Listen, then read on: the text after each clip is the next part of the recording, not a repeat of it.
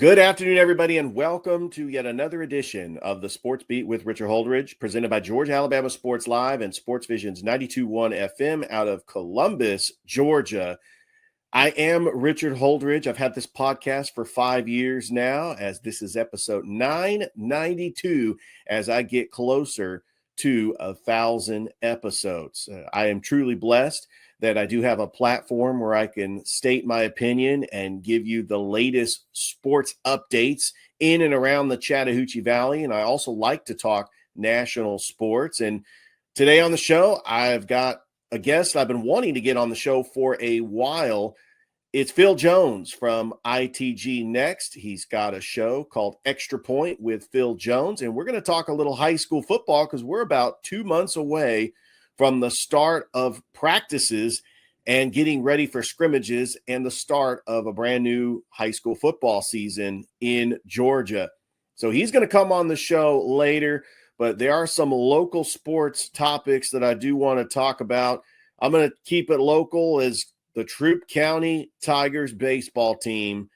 They are your state champions. Congratulations to Coach Tanner Glisson and the Troup County Tigers for winning their first ever state championship. Also, congratulations to the Columbus Blue Devils golf team as they win yet another state championship. I was live on location at Bull Creek Golf Course on Tuesday, and I had a chance to interview Coach Chris Parker, the golf coach, and several of the golfers. But it's really a lot of fun, especially when we're winding down spring sports. To take a little bit of a break, but back into the swing of things because we also have national sports to talk about. I'm going to talk about the Columbus Clingstones. They win again, and this time they defeat the Montgomery Biscuits 5-1. So they have taken 2 games from the series so far from Montgomery. And then Columbus United FC, a big 1-1 draw on the road against Birmingham Legion FC II. I will get into that. Some of the other updates, the NBA Conference Finals. How about that comeback by the Indiana Pacers? 17 down.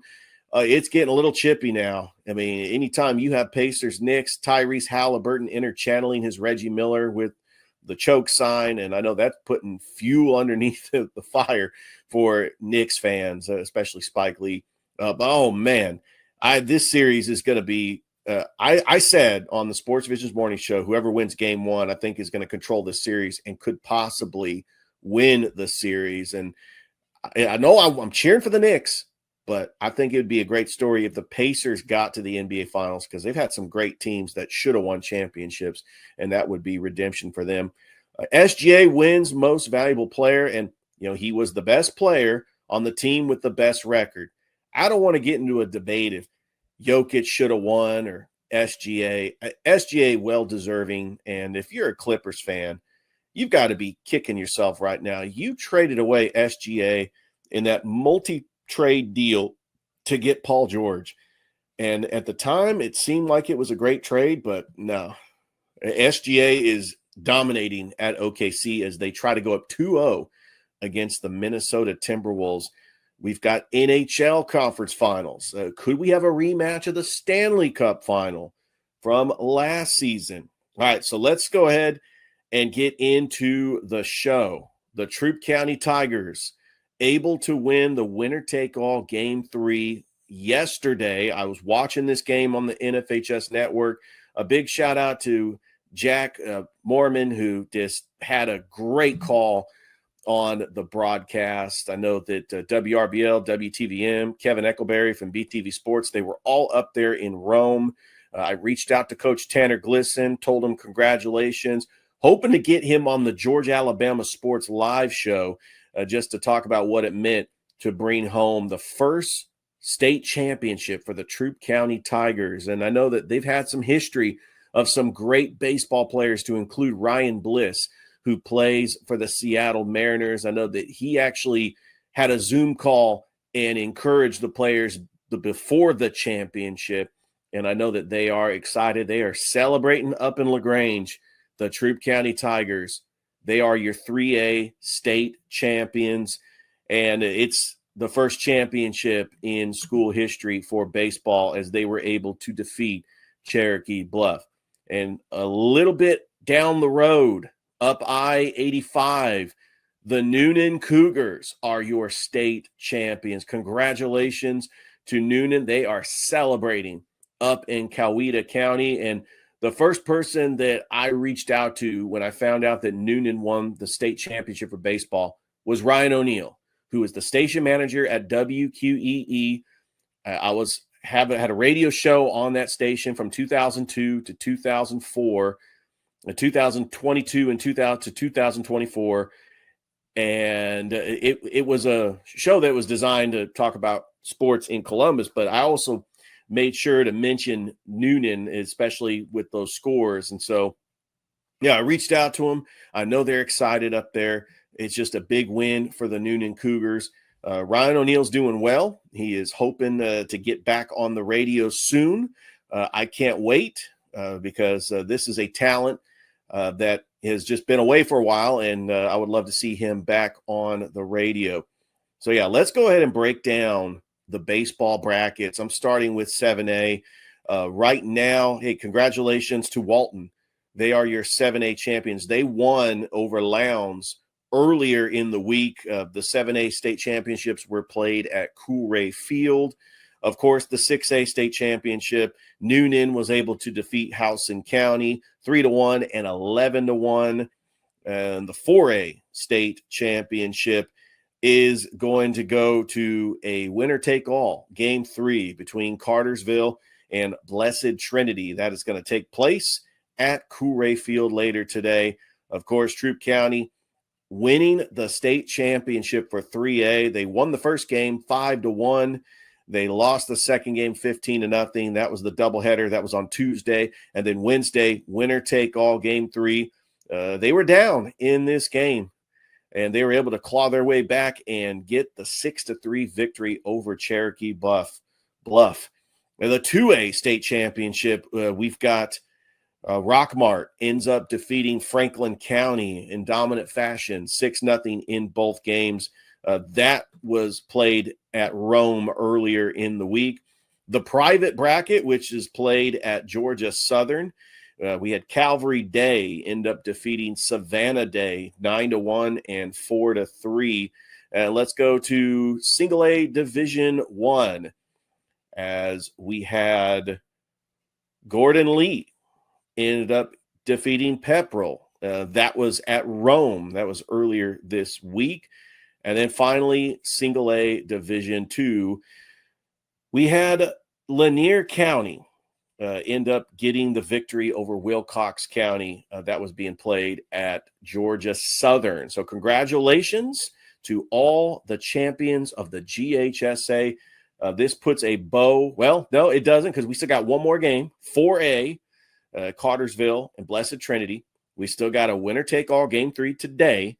But yeah, and then after today, it will put a bow on the GHSA. The GIAA is still going on. We got semifinal games that are happening this week. Thrip Behringer will be on the call for Tatnall Square and Brookstone, as that's a doubleheader this Friday. 2:00 is the first game, and then they will play 30 minutes after the conclusion of Game 1. And you got the number 2 seed Brookstone Cougars taking on the number 3 seed Tatnall Square. And then at the top of the bracket, you got the number 1 overall seed, First Presbyterian Day. They are taking on the 5 seed Athens Christian. Excited about the baseball playoffs. Remember, the championships are going to be May the 29th through the 31st at Synovus Park for all classifications of the GIAA. The GIAA soccer semifinals are going on this weekend. I will be on the call later tonight for the number 1 seed, Pacelli Lady Vikings, taking on First Presbyterian Day, and that is going to be 6:00 on the pitch at Dymel Field.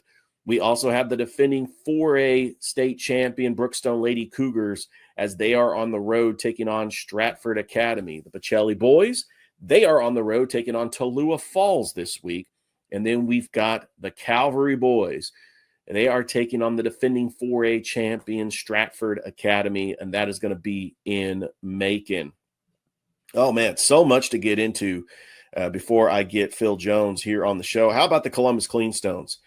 They get the victory over Montgomery 5-1. They are currently 18-21 overall. Blake Burkhalter is going to take the mound later today. It's a thirsty Thursday at Synovus Park. Montgomery 21-19. And when you talk about the Columbus Clingstones, they just don't skip a beat. They're doing very well at home. And it's not just Ethan Workinger. I mean, they've got some other players that have stepped up, and they will be taking on the Montgomery Biscuits actually for a doubleheader today because this was a makeup game from the rainout in the beginning of the season. 5:35 first pitch will be the start as we got 2 games today. It will be an opportunity to see 2 baseball games later on today. So I am excited about that. I might have to check that out later today. All right, let's go ahead and switch gears as we talk the local sports. Let's talk NBA playoffs. NBA conference finals. We already know that the OKC Thunder are up 1-0 to the Minnesota Timberwolves. And in my opinion, I actually thought that the Thunder were going to win this series because of the way they dominated the Minnesota Timberwolves, 114-88. Shai Gilgeous-Alexander with 31 points. What was impressive was Anthony Edwards was held scoreless in the fourth quarter. That's the defense by Alex Caruso to able to shut down Anthony Edwards, a team that was up at half, but then the Thunder just rolled away with it, no pun intended, in that second half to take a 1-0 series lead. Look, they have home court advantage. They will play later tonight in OKC. I expect this to be a closer game, but if the Thunder go up 2-0, I think it's going to be hard for the Timberwolves to overcome because they don't have that big of a home court advantage. The Thunder have a great home court advantage. So if the Timberwolves is able to steal game 2, I like the Timberwolves' chances to kind of extend this to at least a 7th game. Other than that, I think if the Thunder go up 2-0, I think they win this in 5 or 6. All right, last night it was a comeback for the ages. I was actually watching this game. I was looking up on my phone when I was coming back home. And the Knicks controlled this game for most of the game. Jalen Brunson had 43 points. They were up by 17. Tyrese Halliburton actually tied it, but his foot was on the line. That would have won it for Indiana. And the Indiana Pacers come back and defeat the New York Knicks 138-135 in overtime, thanks to Tyrese Halliburton's 31 points. And yes, say what you want, the choke sign, I wouldn't do it. But look, it's Indiana, it's New York. You got to build a spark, kind of to pay homage to the past with Reggie Miller. I'm sure Reggie Miller was flattered because he was on the broadcast. But, man, that is really rubbing salt in the wound if you're a Knicks fan. I do expect the Knicks to bounce back and win game 2. There is just no way that you have a Pacers team that did it to you. And the Knicks are known for doing this because they did this to the Celtics for the first 2 games. But the Indiana Pacers, they really build momentum stealing game 1 because that's really what happened. The Pacers stole game 1. It was a game where the Knicks should have won this game. And I'm telling you right now, this is going to be a very chippy series. This is going to be a series that is going to be extended to 7 games. All right, last night, the Dallas Stars able to defeat the Edmonton Oilers 6-3 in game 1 of the Western Conference Finals of the Stanley Cup playoffs. Later tonight, the Florida Panthers, the defending Stanley Cup champions, are going to be taking on the Carolina Hurricanes. They currently have a 1-0 series lead. And for those of you that want to see a rematch of the Stanley Cup Finals, I mean, I'm not a big fan of repeat champions and seeing the same. We saw the Warriors Cavs 4 times in a row. I mean, we've seen Alabama and Clemson. But, you know, the hockey fan wants to see the superstars. Connor McDavid is a superstar for Edmonton. I did want to see the Florida Panthers actually see if they can maybe repeat. But, you know, Carolina's the local team around our area since there's no more Thrashers. So I'm kind of rooting for the Carolina Hurricanes. Remember, they won the Stanley Cup back in 2006. There's a lot of storylines. The Dallas Stars, I mean, that if the Stars make it to the Stanley Cup, I mean, remember the Mavericks won a championship in 2011. The Texas Rangers won a World Series. All the major sports teams in Dallas would have a championship except the Cowboys, who haven't won one since 1995. So that would be very interesting, even though there's not a lot of Cowboys fans that are like living in Dallas. They're all over the country, because apparently they're America's team. All right, let's switch gears again. Let's talk about NFL owners meeting. Well, the tush push is going to be here. They tried to ban the tush push, but if you're an Eagles fan, you've got to be happy about this. This is pretty much the most automatic play in football. If the Eagles and the Eagles are the only ones that perfect this, is if they have like a 4th and 1, it's pretty much automatic, and it's going to stay in the NFL. And look, if you are mad that the Eagles are doing it better than you, then you need to work on perfecting this, because this play is going to be in the NFL. And then on another note, during the owners meeting, NFL players will be eligible to play flag football in the 2028 Olympics in Los Angeles, as flag football will be introduced as a new Olympic sport. This is kind of cool. I'm kind of worried about it's going to take away, the Olympics happening. I think the Olympics happen in July and August. I got to look and see when the Olympics are for 2028. It's taken away from training camp. It's taken away from preseason games. And that's the time where you need to get into pads. But I think the NFL superstars that don't need training camp will go play flag football, and they will showcase their talent. I'm kind of curious to see which quarterbacks decide to play flag football. And I really think that this should be for like second tier player to represent this country. The United States is going to win the gold medal in flag football. There's no question about it. Do they have girls flag football for the 2028 Olympics? I'm interested to see that, because we've got some future stars in girls flag football that could be playing in the 2028 Olympics in Los Angeles. Hey, the NBA draft later in the month of June. I will talk about like who I think is going to be the top picks right now. The Dallas Mavericks getting the lottery, expected to take Cooper Flagg with that first pick. And then you got some Rutgers players that might be taken by the San Antonio Spurs. And then you have a lot of good role players, but you have the one superstar. And the one superstar comes once every 10 years. I mean, we saw that with LeBron. We kind of saw that with Zion Williamson, even though he's been hurt.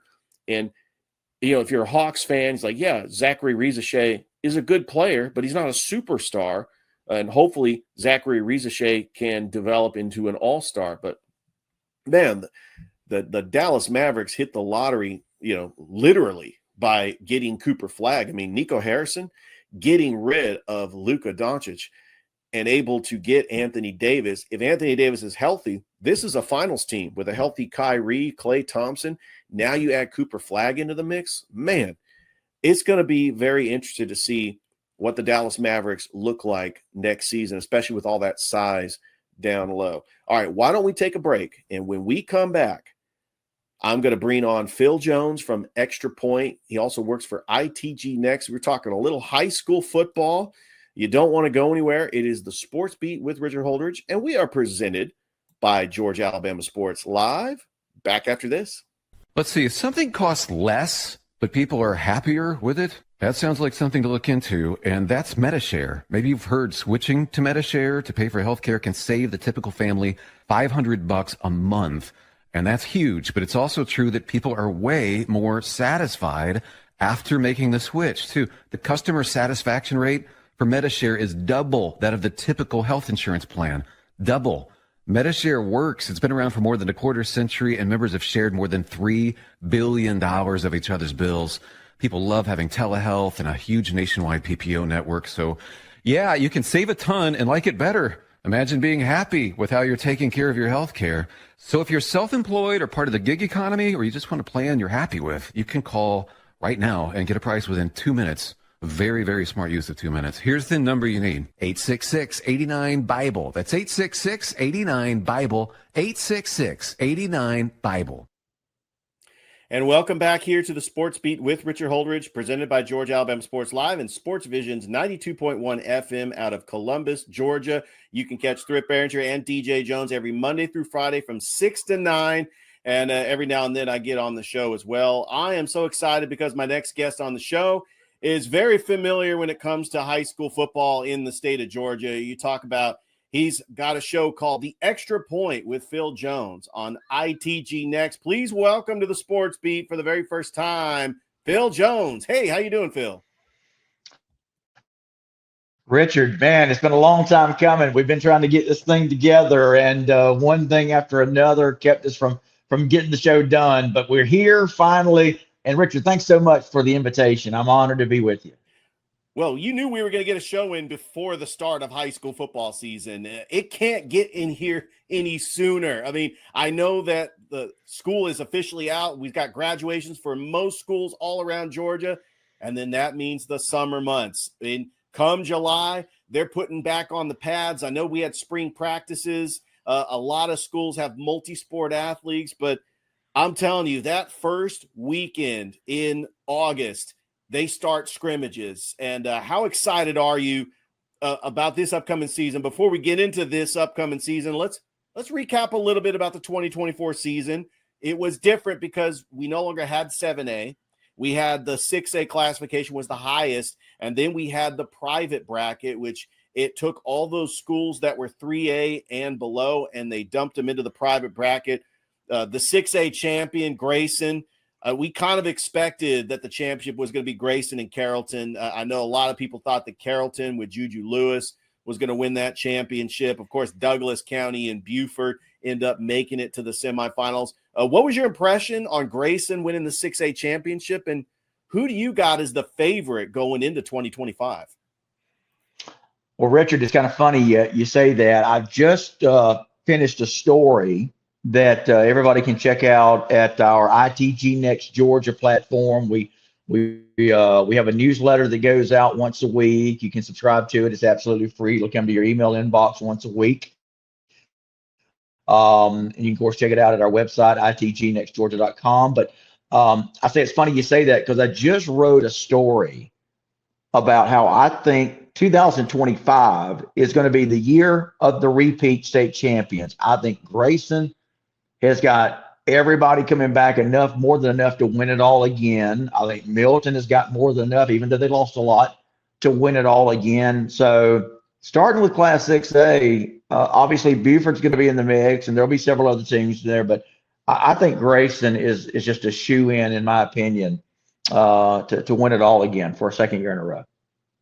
Yeah, let's talk about Milton, because not only did they win the 7A championship 2 years ago, they turn around and they win the 5A championship. And we all knew with them going from 7A to 5A that Milton had to have been the favorites. And they were one of the top teams in the nation, took care of business against Langston Hughes. We also had Coffee in Lee County. But one thing about 5A, Phil, you got Thomas County Central. You got Howson County. I mean, you've got some legit powerhouse teams in 5A. Is there going to be anybody in this classification that's going to give Milton a run for their money? Oh, I think they certainly will. In fact, I think Class 5A is the toughest classification top to bottom in the state. For all the reasons and the teams that you just mentioned, any one of those teams you just mentioned, Coffee, Lee County, Thomas County Central, Milton, Roswell, any one of those teams can easily, I think, step up and win a state championship this year, and that's just scratching the surface. So top to bottom, I think Class 5A is by far the toughest in the state. You can't count out Houston County, although they did lose, AJ Hill, who's at Memphis now. But so much talent across the state, but especially in 5A, Richard.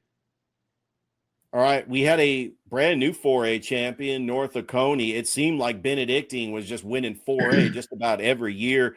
With some of these teams that were former 5A teams, you got like a Stars Mill, you got a Harris County that went down to 4A. North Oconee in a defensive battle with Marist in the state championship.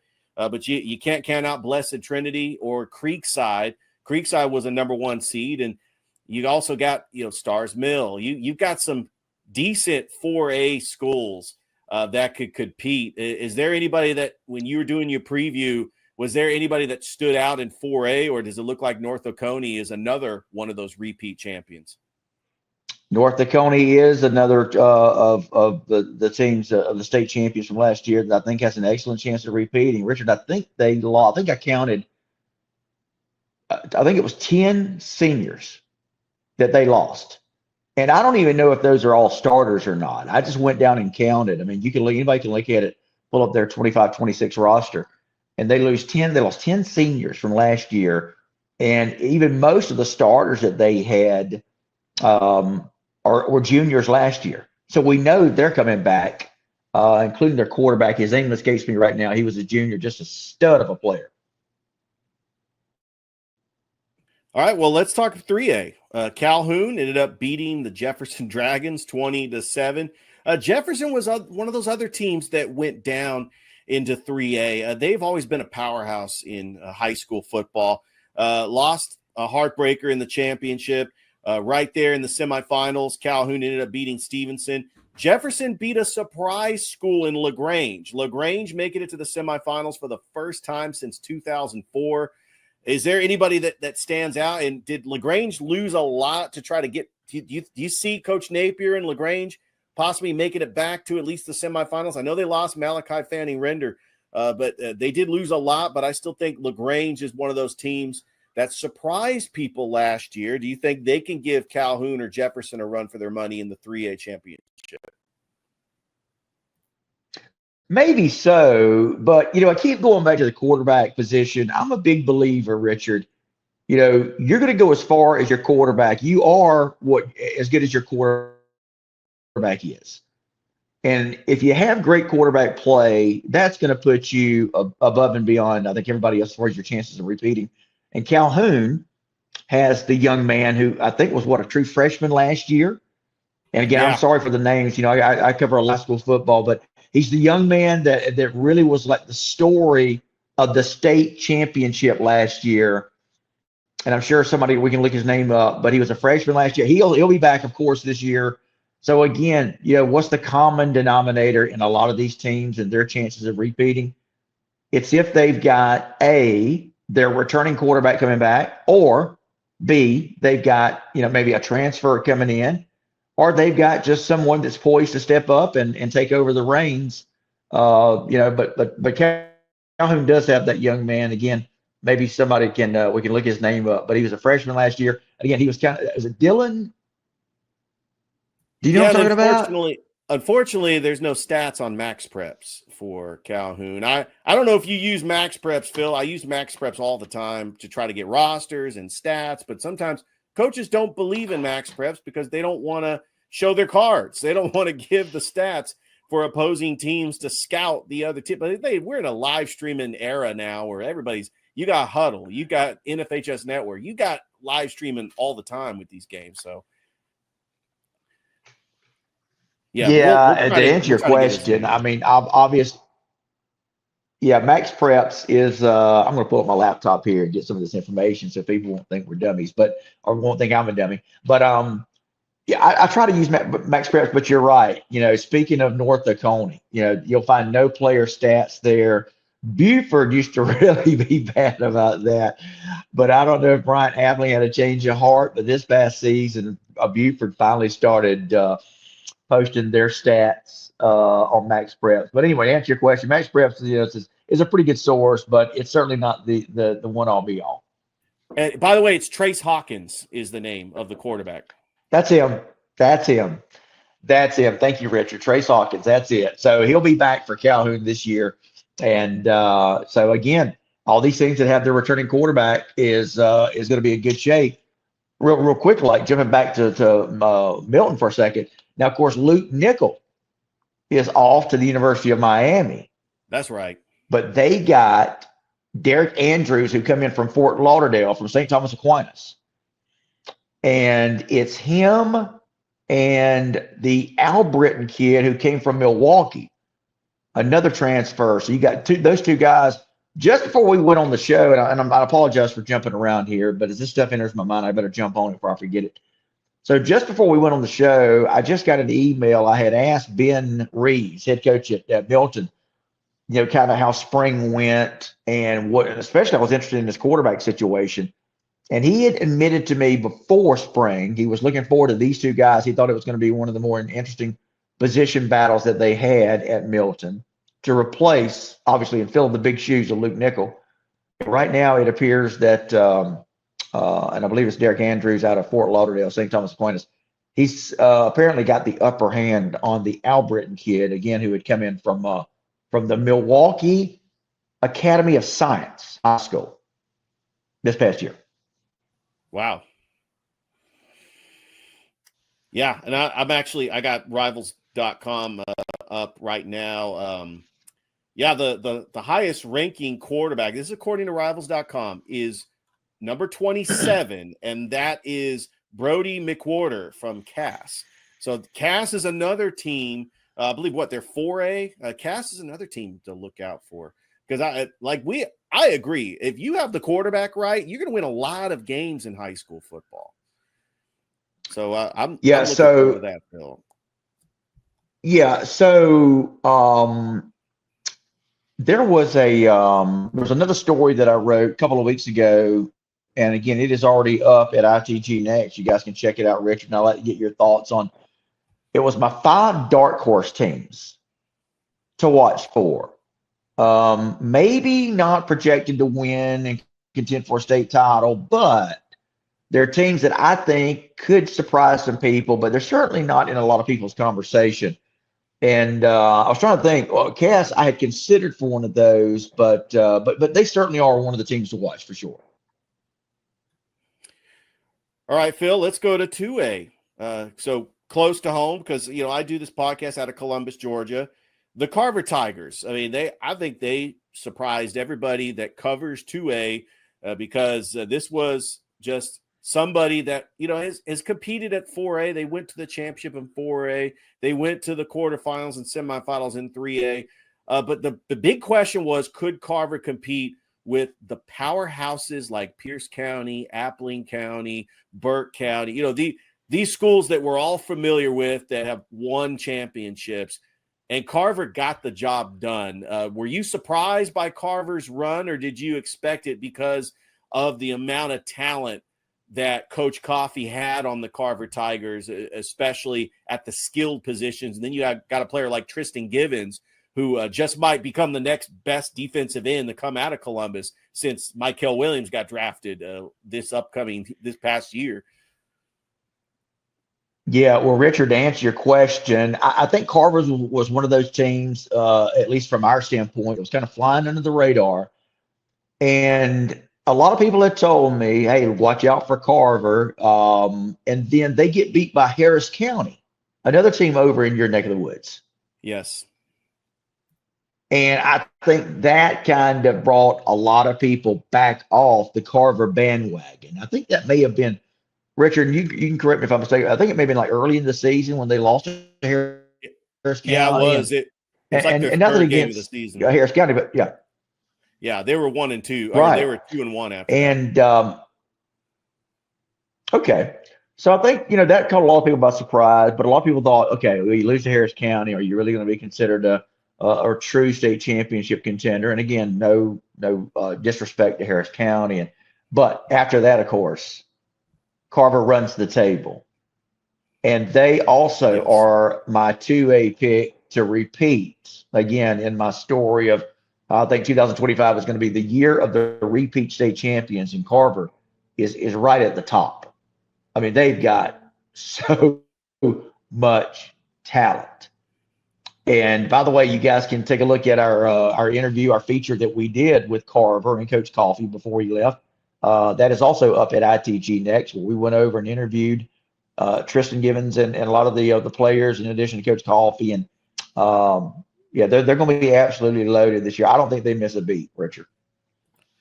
Oh, there's no question about it, especially since they got the same exact schedule. They're just playing Whitewater up in Fayetteville. They're hosting Harris County this year. And that region is very winnable. We did that game against Sumter County on Georgia Alabama Sports Live. This time they have to go to America. Sumter County is a very good team. They were one of the top teams in the region. But I still think that if Carver can get the number 1 seed, it's really about if they can host. They had the benefit of with 3A and below, they go overall rankings. And Carver had one of the top rankings, and they got to host the semifinals against Appling County. They got to host the semifinals against Pierce County. I thought that was very important that Carver got to host those games. So I'm interested to see what they do. Of course, Tristan Givens is coming back. Jacoby Caslin, great running back. He's also used as a slot receiver. KJ Miles, who was injured most of 2024, is coming back. He's like a big possession receiver. I was on the sidelines at the Mercedes-Benz Stadium in that championship against Burke County, and I saw that the quarterback Matthew Mungan threw that bread basket catch to KJ Miles, and I was like a couple feet away. And this guy is just a great possession receiver. And I know that you mentioned that Coach Coffey is no longer the coach at Carver. Whoever they get in, they're going to get a great position just to have success, because Carver has all the resources to win right away. A lot of players go on to play at the NFL, and I think whoever gets that job, they're going to be set up for success. Yeah, so let's take a look at Carver. So you got the quarterback again. Here we are on this quarterback kick. Yeah, the Matthew, is it Mungan kid that's coming back? Yeah, Matthew Mungan. Yep. And then you've got the running backs. He was the region player of the year last year. What was his name? Castle? That'd be Kelston Popcorn Tarver. Kelston Tarver. Absolutely. And you got a rising freshman that went, again, I'm kind of going back to my story that I just wrote. So I got some cliff notes here I'm looking at. Zach Watts. Rising freshman. There's a lot of people that are talking about him. Oh, this guy. Okay, so he played it in middle school football. Just a man among boys. Won a middle school championship. Was a track star at the middle school level. Here's the thing: when you go to a public school, you can't play varsity as an 8th grader because you got to play middle school ball. When you're ready to play at varsity as an 8th grader, you could do that at the private schools. But this kid was ready to play at the high school level. And this is going to be a big impact player for Zach Watts. This is the player to watch out for this upcoming season, one of those top freshmen to watch. So it sounds like you're going to have a big, a lot of competition to carry the ball this year, once again, in the offensive backfield for Carver. Offensive line, they're bringing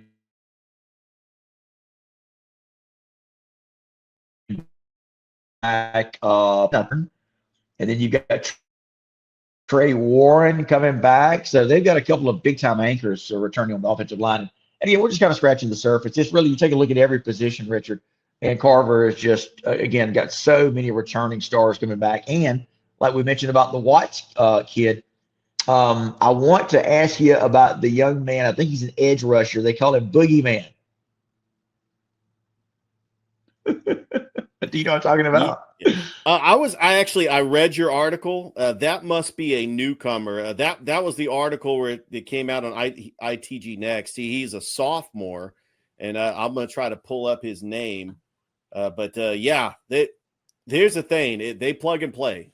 Carver, Kingston, it's Kingston. Yes, that is the player. When it comes to Carver football, they plug and play. They got a lot of depth.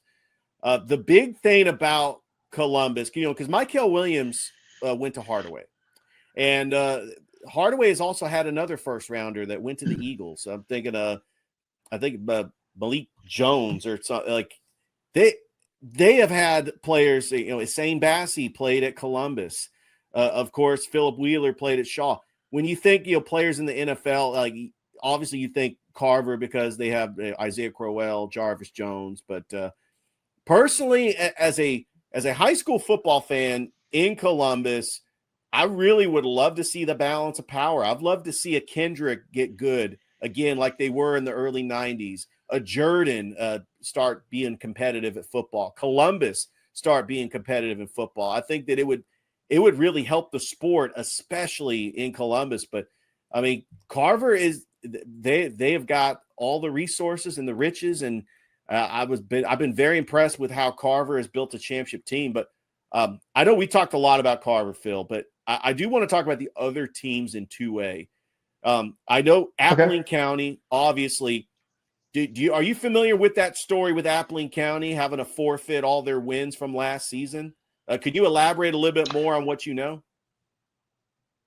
Yeah. So again, we were the first to get an official statement from their superintendent when everybody was speculating about what happened. They weren't sure about if it was, one player or multiple players. And again, you guys can check this out at ITG Next Georgia. Their superintendent gave us an exclusive statement where she explains what happened there, where in a nutshell, they had 3 players ruled ineligible. Appling appealed. GHSA came back and ruled 2 of those 3 players eligible. But it was the one player who did remain ineligible that cost Appling a lot. It cost them all the victories from last year. It cost them the region championship. And it ultimately, unfortunately, cost Coach Mullins, Coach Jordan Mullins' his job. He's a great guy, great coach. He's done a lot of great things at Appling. But yeah, that was pretty devastating. But if you guys want more information and more the details on what I'm talking about, you guys can check us out at ITG Next, and you'll see the story of the Appling school superintendent who gave us an exclusive statement on exactly what happened. Okay. All right, Phil, let's go ahead and switch gears. Before we're going to go ahead and close this show out with talking about the lower classifications. 1A Division II, obviously Bowden with the 3-peat. They have been unstoppable, beating Brooks County.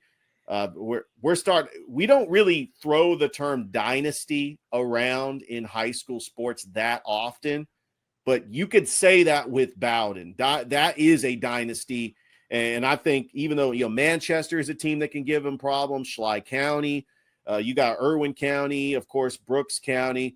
I think Bowden is going to win a 4th straight championship. What's your impression on Bowden and the dynasty they have become up in Northwest Georgia?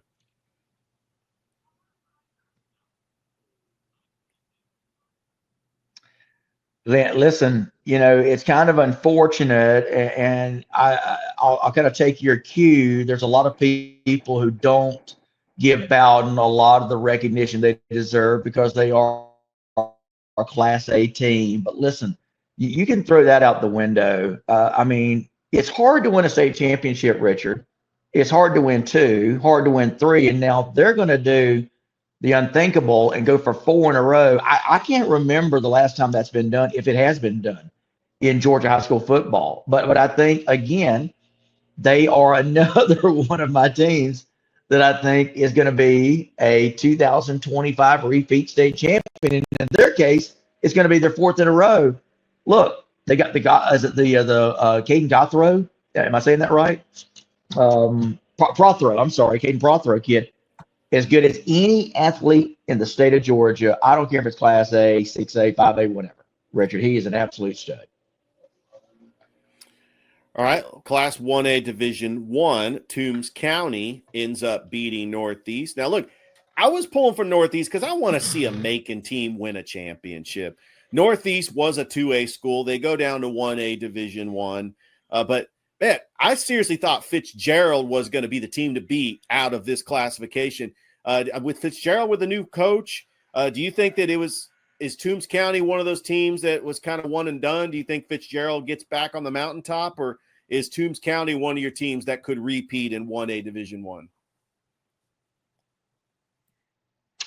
So I talked to Buddy at Toombs County, and I do have them repeating as well. Now, I think they're going to have the hardest path of any of these state champions that I do think have a pretty good chance of repeating, just because they lost so much. But I still put Toombs County as the team to beat. But let me go back to what you said about Fitzgerald. But what a great program that is. You know, you had Tucker Pruitt, who leaves Fitzgerald for the aforementioned Appling County job. And now you got Wes Tankersley coming in from Stevens County. And I got to be honest with you, the Fitzgerald people, you know, some people may not consider that a home run hire, but let me tell you, as far as solid coaching, there's nobody they could have gotten better. He is a guy that likes to come in. He turned around Stevens County. He came in, I think they were like 1-9 or 2-8. He turned that program around. Now, coming into Fitzgerald, though, Richard, he doesn't have to turn anything around.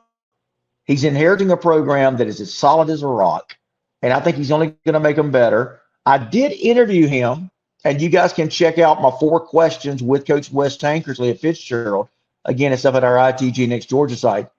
And he told me that as much as Fitzgerald has been known for running the football, they're a run-heavy team, like you see a lot of the smaller schools do. He said that he really is going to implement more of a passing game for Fitzgerald. And, man, those people, I promise you, are just salivating on that because they are used to seeing a run-first team. Now, they'll still stick to the run-first. He did mention that. But he said folks can expect the Purple Hurricanes to throw the football a bit more this year. And finally, we got to talk about the private bracket. Hebron Christian defeated Prince Avenue Christian. When it comes to the private schools, I mean, Savannah Christian, Calvary Day, Fellowship Christian, North Cobb Christian, any one of these teams can win a championship. There's a reason why they stuck all these teams in a private bracket, because if they had to go to their classification, they would obviously, some of these teams would be the favorites. And so do you think that Hebron Christian, who they dominated in girls basketball, they were dominant in flag football, another just dominant program in Hebron Christian, do you think they could win a second straight state championship? I do. Now, you've got Jonathan Guess, who was the coach. He left for, it was a job in South Carolina, which I think may be closer to home, if I'm not mistaken. He has some family there. Great guy. Yeah. Solid man, solid coach. Obviously, they upset Prince Avenue Christian last year.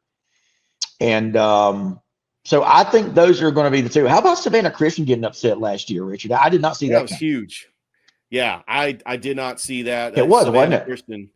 Well, yeah, Savannah Christian beat Carver in the semifinals last year. So you knew that they were a very good team, the overall number 1 seed getting upset. I was kind of surprised to see North Cobb Christian there in the semifinals. Same with Fellowship Christian. But I tell you what, this private bracket, I mean, you've got some great schools. You've got some schools that now in the GIAA that they might, going from the GIAA to the GHSA. A lot of these schools, because I covered the GIAA on the inside of the GIAA, a lot of these schools like Tallulah Falls and also Athens Christian, they didn't want to. They left the GHSA because they knew what was coming. They knew they had to compete with the likes of Hebron Christian and Prince Avenue Christian, so they went to the GIAA.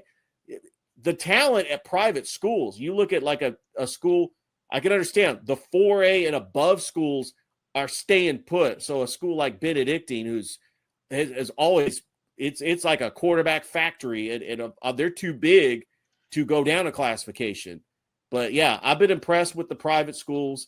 They have all the resources to succeed and play big time high school football in Georgia.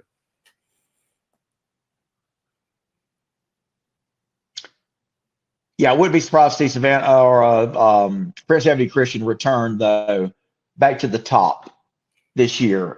They're my pick to get back to and win another state title after getting upset last year. Absolutely. He's Phil Jones. He is a host of The Point After on ITG Next. Phil, tell everybody how they can watch The Point After, how they could follow you on social media, and when is the next show, and what are some of the things that you're doing in the off season?